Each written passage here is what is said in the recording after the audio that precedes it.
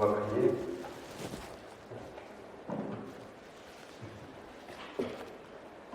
Seigneur, tu vois, j'ai mis un message dur sur mon cœur. Je ne me sens pas très à l'aise parce que, Seigneur, d'habitude, c'est plus simple que ça. Alors, merci de mettre ton onction de ton esprit sur ma bouche, mes lèvres, mais aussi sur nos cœurs. Seigneur, une seule parole suffirait pour que tu changes une vie, comme tu l'as fait, Seigneur, quand tu étais sur terre. Aujourd'hui encore, ta parole est vivante. Que ton nom soit loué, Seigneur Jésus. Amen.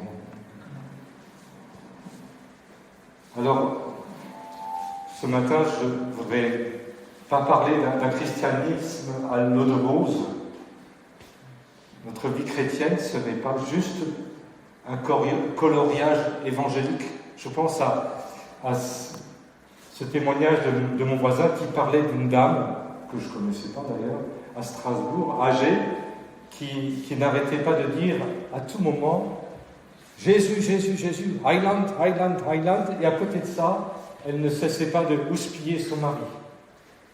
Et Alfred me disait « Tu vois, là, il y a quelque chose qui n'est pas juste. » Alors, mon message pourrait être un message plein de sucreries, où on pourrait parler d'un évangile de prospérité, de l'amour inconditionnel de Dieu, de la grâce surabondante. Mais ça, c'est juste, c'est vrai. Mais ce sera peut-être une note un peu plus salée, parce que quand on parle de la sainteté de Dieu, du jugement, ou de la colère de Dieu, je pense à ce texte dans Apocalypse 15, où il est question des 7 fléaux, et en eux s'accomplit la colère de Dieu, ou les 7 coupes remplies de la colère de Dieu. Je pense aussi à ce livre écrit par Pittman, Placebo. Et c'est un monsieur, un policier américain, un motard, qui est renversé, et puis il va aller au ciel, et Dieu va lui parler, et puis il va revenir, écrire un livre, et puis revivre. Et cet homme se retrouve devant le trône de Dieu. Bien sûr, après, il va se repentir, et le Seigneur va le prendre dans ses bras, et il va ressentir cet amour de Dieu. Mais là, devant ce trône, il va se prendre un savon, à tel point qu'il se retourne. Il dit, ça ne peut pas être pour moi, je suis pasteur, je suis pasteur de mon église. Et il regarde s'il y a quelqu'un d'autre derrière lui, et il se retrouve tout seul, devant le trône. Je pense à cette discussion qu'on a eue tout récemment avec Daniel, qui disait, c'est vrai que la Bible est remplie de commandements. Aujourd'hui, on aurait plutôt tendance à dire, est-ce que tu veux bien, est-ce que tu voudrais bien, s'il te plaît, faire cela, alors qu'on a oublié un peu cette notion de commandement. Alors, mon message sera ce matin en 3 parties. Je voudrais d'abord parler des épreuves. C'est des notes que j'ai prises en juin-juillet. Et d'un coup, tellement d'actualité dans notre Église. Ce sera ma première partie. Après, je parlerai de la violence. Et je terminerai par une illustration et une exhortation dans l'Ancien Testament. L'épreuve. D'un coup, le trou. Est-ce que c'est un combat spirituel ? Est-ce que c'est une attaque de l'adversaire ? C'est la catastrophe, l'accident, la maladie, la mort d'un proche. Le danger, c'est que quand on est dans cette situation-là, le mal peut être amplifié par le mensonge. Et alors, on risque de s'enfermer. Parfois, il y a des personnes qui sont enfermées toute leur vie à cause de choses dures qu'elles ont vécues. J'ai rencontré il y a peu de temps un monsieur qui a fait des choses pas justes. D'ailleurs, il a été condamné par la justice. Et puis, la plupart de la collectivité, du groupe dont il fait partie, n'est pas d'accord avec ce qu'il a fait. Et cet homme de 75 ans, je me suis dit, je vais le rencontrer, il va certainement être un peu penaud de ce qu'il a fait, il aura de la tristesse. Pas du tout, il était convaincu qu'il était dans son droit, et qu'il avait 1000 fois raison, et qu'il subissait une injustice. Combien le mensonge peut nous aveugler et nous enfermer après dans un système de dépression, de bulle, de prison, d'addiction. Pour moi, la délivrance, la guérison ne peut venir que du Seigneur. Mais lorsque la prière ne suffit pas, il faut de l'aide, d'accompagnant, de spécialistes, de professionnels, de médecins parfois pour s'en sortir. Tellement que ça peut être dur.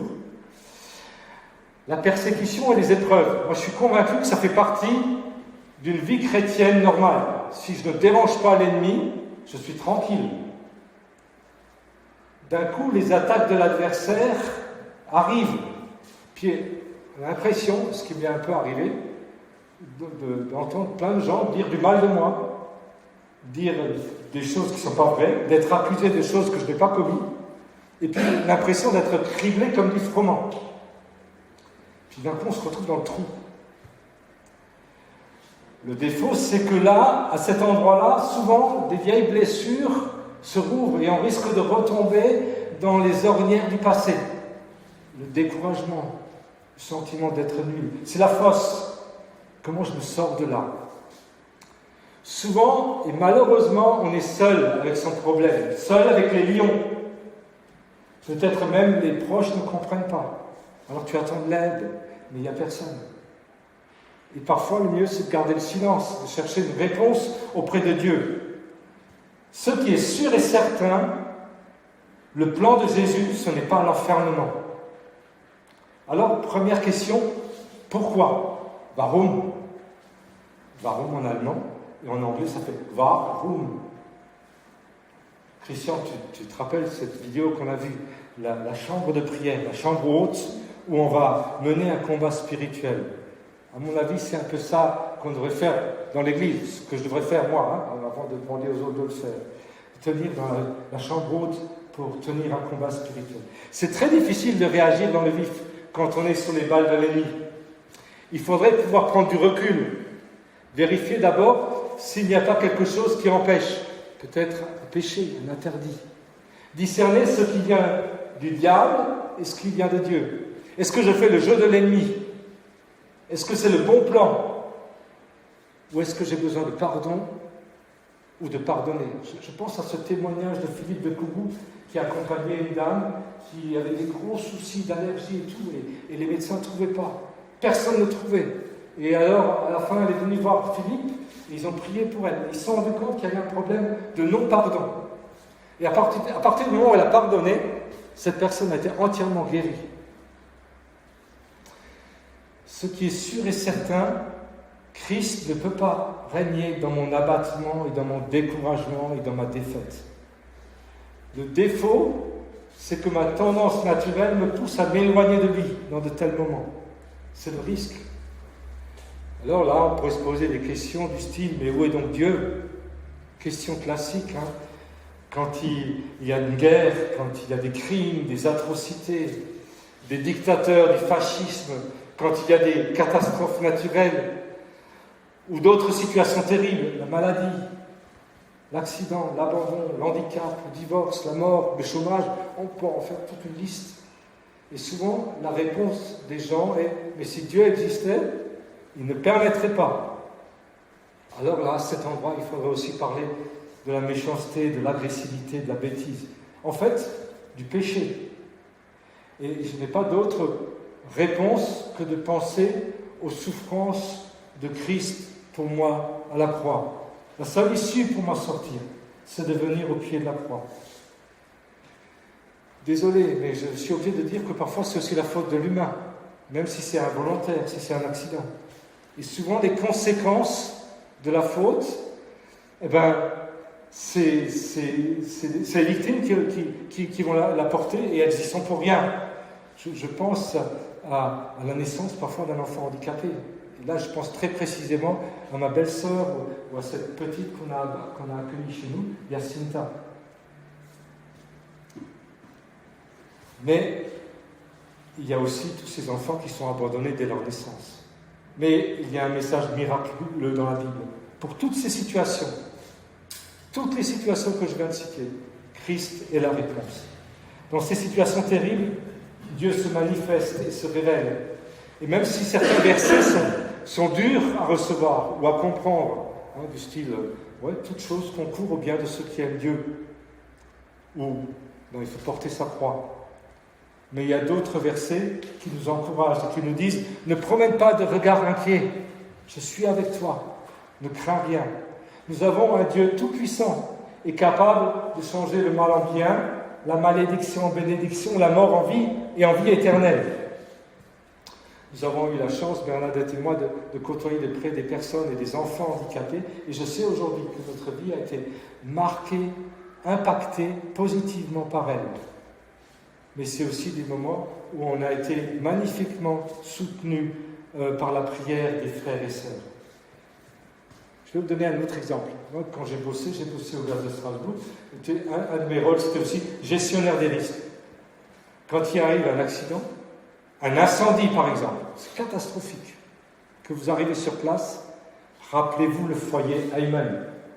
Quand elle est venue, tous les souvenirs brûlés, partis en fumée. La compta, René, toutes les archives, tout est brûlé. Tu as une impression de désolation, de catastrophe. Regardez maintenant cette belle salle. Au travers des épreuves et des difficultés, Dieu règne aussi. Alors, le constat, c'est que c'est violent. Mais qui sont les violents ?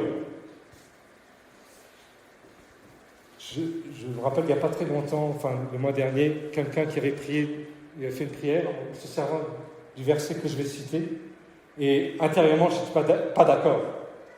C'est ce verset dans Matthieu 11, 12. Je dirais dans la version Darby. Mais depuis les jours de Jean le baptiseur, jusqu'à maintenant, le royaume des cieux est pris par violence, et les violents le ravissent. Dans ma Scofield, il y a une note là-dessus. C'est une question abondamment débattue. La violence est-elle entrée par l'extérieur pour s'exercer contre le royaume et s'attaquer à Jean-Baptiste, puis à Jésus ? Ou une violence, c'est-à-dire une détermination, est-elle nécessaire à cause de l'opposition des scribes et des pharisiens, si bien que seuls les violents pouvaient forcer la porte du royaume ? Alors Scofield écrit, il dit, les deux interprétations sont possibles. Donc la question qu'on pourrait se poser ce matin, c'est qui les violents ?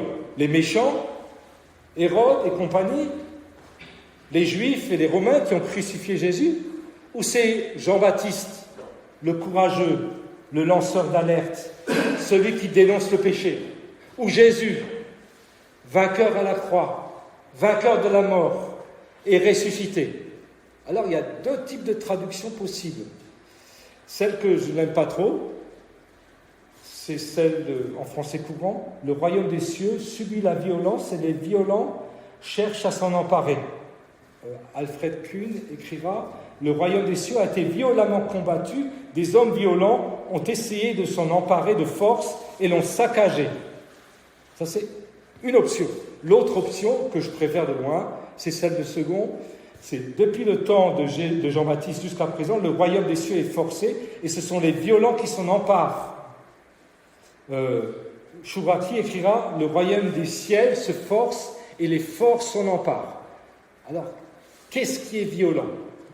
Et ça, on va arriver à expliquer pourquoi je ne suis pas d'accord avec la première interprétation.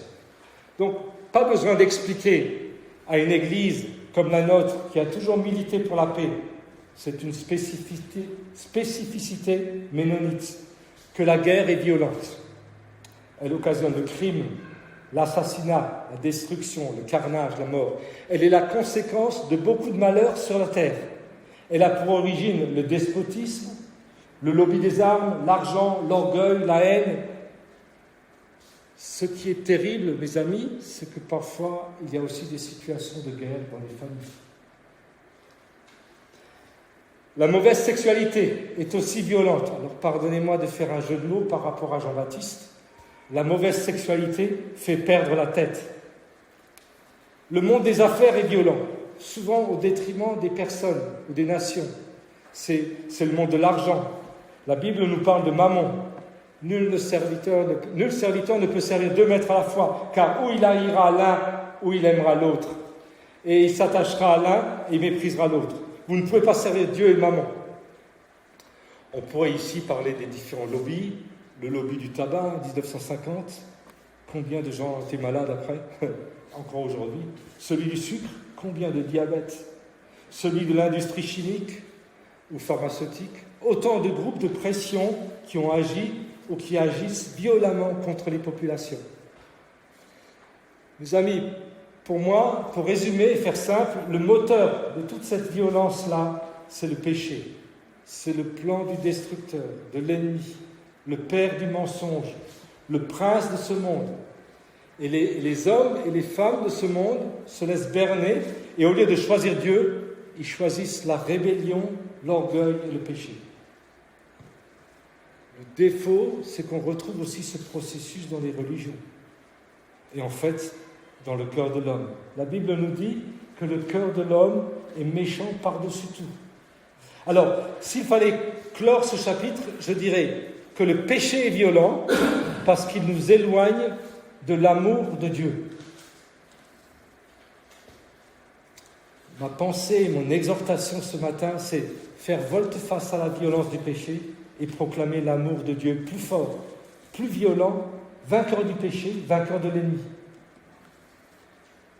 La vraie question, c'est est-ce que le Saint-Esprit ne m'appelle pas à me faire violence pour entrer dans son plan, secouer le vêtement, me positionner sur le plan spirituel et rejeter le péché.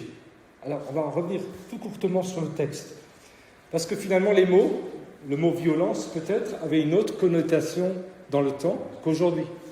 Et les mots ont tous un peu, ils bougent. Quoi. Je pensais à un mot, Knatsche en allemand. Je demanderai au linguiste qui est là avec nous. J'ai entendu que Knatsche, ça vient de l'hébreu, du yiddish. Et aujourd'hui, ça ne veut pas dire grand-chose. Pourtant, on en entend des Knatschereien. Knatsche, ça veut dire se plaindre de tout, jamais être content, se lamenter. Mon père utilisait souvent cette expression de Knatsche et Yamara. Les gens qui sont tout le temps en train de se plaindre. Pourtant, c'est quelque chose qui est quand même très, très réel aujourd'hui. Il suffit de regarder un peu les réseaux sociaux et d'entendre un petit peu partout autour de nous. Alors, le mot violence aussi, peut-être qu'il a changé de connotation entre le temps où Jésus l'a dit et aujourd'hui. Mais on va reprendre le contexte du texte. Jésus fait l'éloge de Jean-Baptiste. Il instruit les 12 disciples et il dit « Dites à Jean-Baptiste, encouragez-le.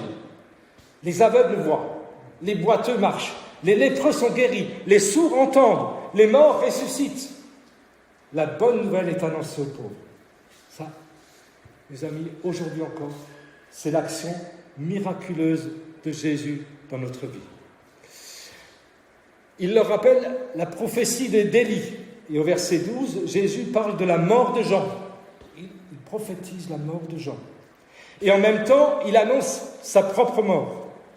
Mes amis, quelle puissance la prophétie. Toutes les prophéties vont se réaliser. La plupart d'entre elles se sont déjà réalisées.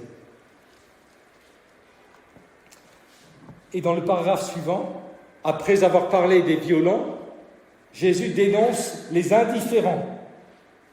Mais nous, ce matin, nous voulons choisir le camp de ceux qui sont forts, pas ceux qui sont indifférents. On sait tous que la vie est difficile, c'est un combat. Le simulacre du jugement et la condamnation à mort de Jésus, le meurtre de Jacques, l'assassinat de Jean-Baptiste, la persécution des disciples, tous ont été tués violemment, à part Jean, qui est mort au bagne à Patmos dans une mine de sel.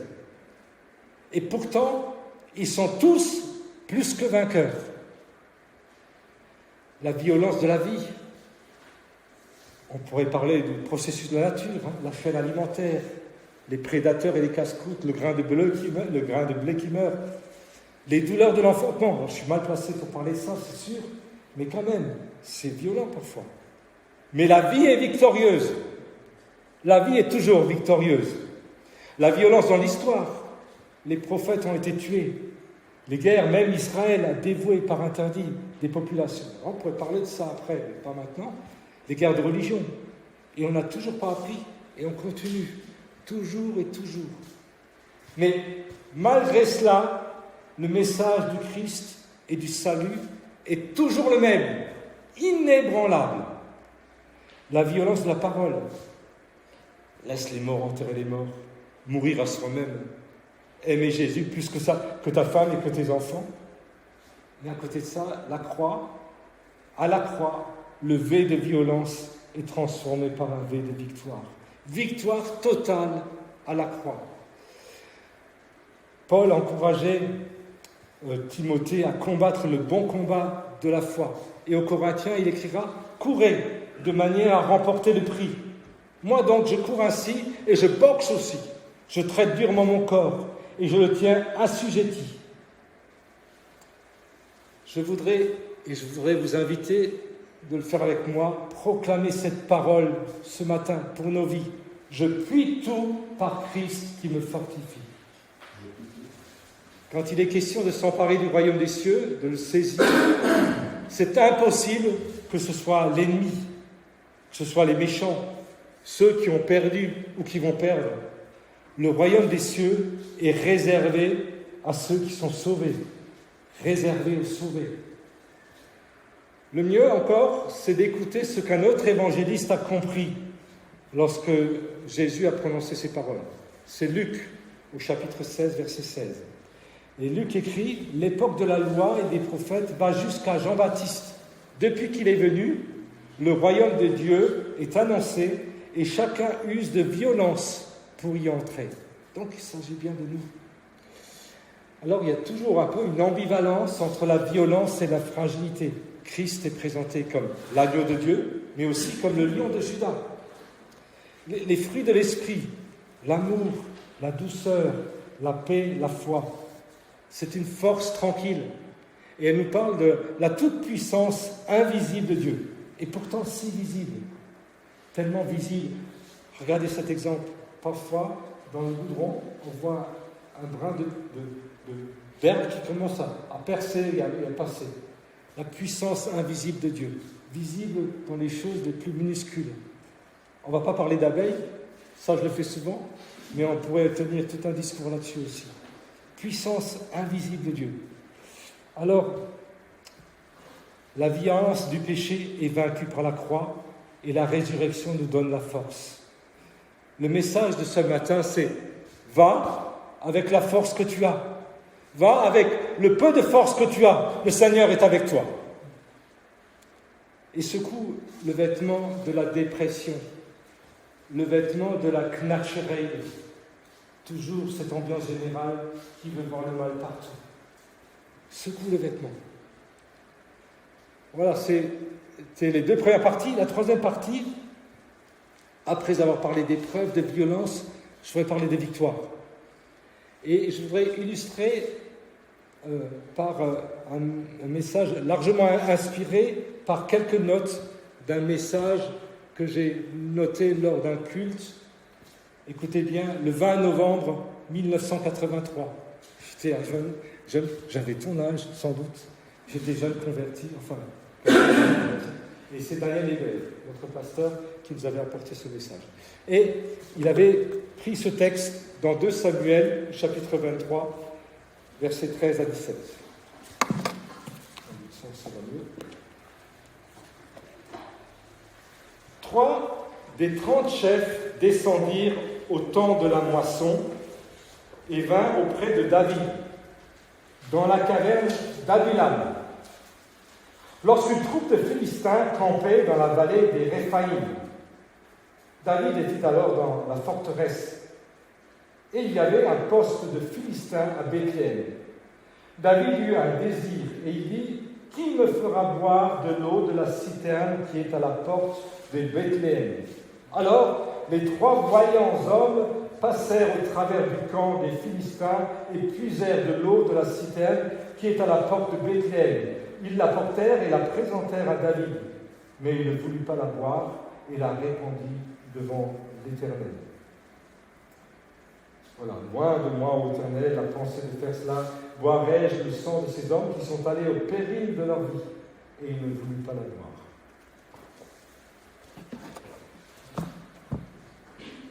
Lorsque nous prions que ton règne vienne, nous savons que son règne va venir par l'Église, par la consécration des croyants. Quand nous prions que le Maître envoie des ouvriers dans la moisson, ces ouvriers sont dans l'Église. Ce que nous devons comprendre dans Samuel, comprendre dans quelle époque nous vivons. Premièrement, quelle est la situation? Les signes sont là. La situation, une troupe de Philistins avait établi son campement dans la vallée des Réphaïm. Israël est en guerre. Ce sont des ennemis. Ces Philistins, c'est l'image de la troupe des ténèbres dans la vallée des géants. Rapha, c'est une race éteinte des géants. Il y avait même un poste avancé des Philistins à Bethléem. Bethléem signifie la maison du pain. Chaque église est appelée à devenir une Bethléem. Ce poste avancé nous parle des difficultés de l'église. Qu'est-ce qui donne des avant-postes aux Philistins? Ce sont nos péchés, nos soucis plutôt mondains, nos rancunes, notre manque de pardon, etc. Ça, c'est l'aspect négatif. Mais il y a aussi un aspect positif. C'était le temps de la moisson. Si l'ennemi est là, ce n'est pas pour rien, c'est parce qu'il y a un temps pour récolter du fruit. La deuxième chose à comprendre, c'est la position de Christ. La caverne d'Adullam signifie justice du peuple, enclos. David était dans la forteresse. C'était une position de force. Jésus est dans une position de force et d'autorité. Tout pouvoir m'a été donné. Et nous sommes assis avec lui dans les lieux célestes, dans une position de victoire. Comprenons alors quel est le désir du Seigneur. Bethléem était la ville de David. Et peut-être que le Seigneur nous dit ce matin qu'il y a longtemps que je n'ai pas bu de l'eau d'un christianisme qui revient aux sources. Jésus n'a-t-il pas dit du haut de la croix, j'ai soif? N'a-t-il pas dit à la Samaritaine, donne-moi à boire? Donne-moi à boire ta consécration, ta soumission, ton obéissance. Et je vais terminer par la conclusion de ce message de Daniel. C'était un temps de culte, quelques petites notes, j'ai noté un peu le plus important. Comprenons que pour servir Dieu, il y a un prix à payer. Ils sont allés au péril de leur vie. Servir Dieu, c'est exposer sa vie. Il n'y a pas de service sans sacrifice. Il y a un prix à payer. Voulez-vous entendre l'appel de Dieu? Soyez plus préoccupés à faire sa volonté que de faire tout le reste. Obéir à la parole. Sainteté à l'Éternel. Marcher dans la sanctification. Alors, on n'est peut-être pas des guerriers, des vaillants guerriers, mais avec Christ, nous ferons des exploits. Et le courage et la vaillance, ce n'est pas une spécificité masculine. Tout le monde est concerné par ça. Je vais conclure, parce que c'est l'heure, je vais conclure par un texte que j'ai lu mais je vais lire que le premier verset, dans Parole du jour de Bob Gass, vendredi 3, qui parle de position positive. Et il se sert de ce verset dans Job. Je veux oublier ma plainte, laisser ma tristesse, reprendre courage. Je veux oublier ma plainte, laisser ma tristesse, reprendre courage. Ce matin, laisse-toi encourager par le Seigneur Jésus. Et encore ce verset, ce passage dans Apocalypse, puisque j'ai cité Apocalypse au début, Apocalypse 21, 3 à 5. J'entendis une voix forte venant du ciel qui disait « Voici le tabernacle de Dieu parmi les hommes. Il habitera avec eux, ils seront son peuple, et Dieu lui-même sera avec eux. Il sera leur Dieu. Il essuiera toute larme de leurs yeux. La mort ne sera plus, et il n'y aura plus ni deuil, ni cri, ni douleur, car ce qui existait avant a disparu. » Celui qui était assis sur le trône dit « Voici, je fais toutes choses nouvelles. » Aujourd'hui encore, le Seigneur veut faire des choses nouvelles dans nos vies. Merci pour tes promesses, Seigneur Jésus. Merci pour ta parole. Merci parce que tu es vivant. Tu connais, Seigneur, tu connais chacune de nos vies. Tu connais chacune des situations. Tu connais ces situations qui sont des situations d'enfermement. Toi, tu es venu pour nous rendre libres, chacun. Et Seigneur, en 20 minutes, ce n'est pas possible de parler d'un sujet tellement difficile. Mais toi, tu connais nos cœurs. Tu connais chacune de nos vies. Tu connais notre avenir. Tu connais notre Église. Glorifie-toi au travers de chacun de nous, Seigneur Jésus. Amen.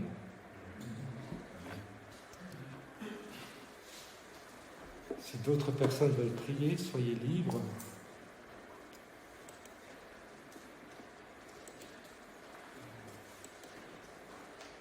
Seigneur, merci parce que tu fais toutes choses nouvelles.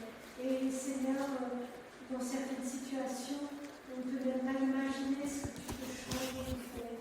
Mais nous croyons en ta parole et nous appuyons